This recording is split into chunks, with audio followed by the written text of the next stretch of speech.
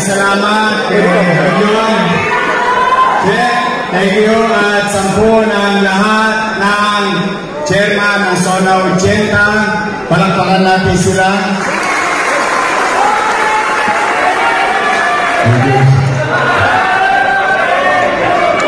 Ngayon lang ako naka-experience yung chairman gumastos pa para sa kandidatong mayor at vice mayor.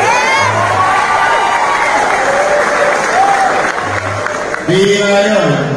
Ako naman, nagpapasalamat din sa mga nagawad